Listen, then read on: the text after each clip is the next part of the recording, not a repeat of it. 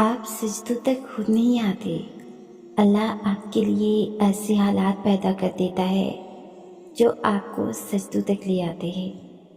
سجدوں کے بغیر زندگی بہت مشکل محسوس ہوتی ہے، بالکل بے رونق، اور یہی احساس آپ کو ہر روز سجدے میں جھکاتا ہے۔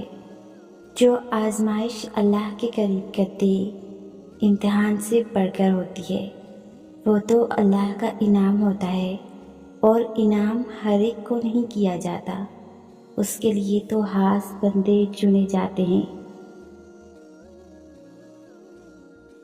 اپنی مشکلات، آزمائشوں، خواہشات اور ناممکن حالات کو بتا دیں کہ آپ کا اللہ سب سے بڑا ہے، اس کی دسترس میں سارے جہاں اور اس کا ایک کن پوری کائنات کو ہلا کر رکھ سکتا ہے۔ تو پھر کیا ممکن اور کیا ناممکن، سب کچھ صرف آپ کی دعا کے فاصلے پر ہے۔ پھر آپ نے صبر کرنا ہے، یقین رکھنا ہے، اور اللہ نے تو قبولیت کا وعدہ کر رکھا ہے، سچا اور پکا وعدہ۔ وقت تہجد تڑپ کر مانگی ہوئی دعائیں اللہ کے کن کے لیے تب تک کھڑی رہتی ہیں جب تک عطاؤں کا دروازہ کھل نہیں جاتا، کیونکہ جو خود بلاوا بھیجے وہ انتظار تو کروا سکتا ہے، مگر خالی ہاتھ کبھی نہیں لٹائے گا۔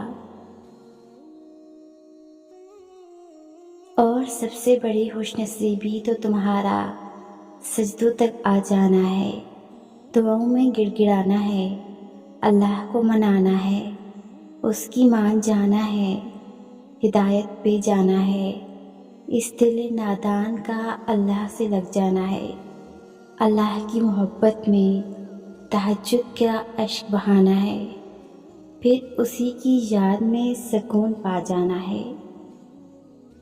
تمہارے سمجھنے نہ سمجھنے، ماننے نہ ماننے سے کچھ نہیں ہوتا۔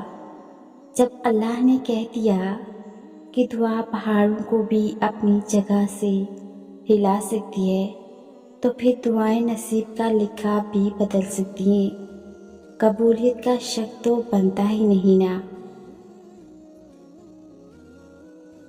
جنہیں لاکھوں مایوس لوگوں میں سے ان کے دل میں صرف ایک خیال ڈال کر چنا جاتا ہے، امید کا خیال، قبولیت کا خیال، اور اس رب پر یقین کا خیال، ایسا خیال جس کا پیچھا کرتے کرتے وہ اللہ تک پہنچ جاتے ہیں۔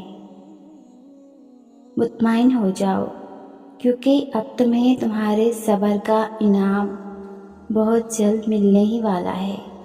تمہارے یہ آنسو جو اب خوشیوں میں تبدیل ہونے والے ہیں، اور فیکون سے تمہارے لیے عرش سے معجزے اترنے والے ہیں۔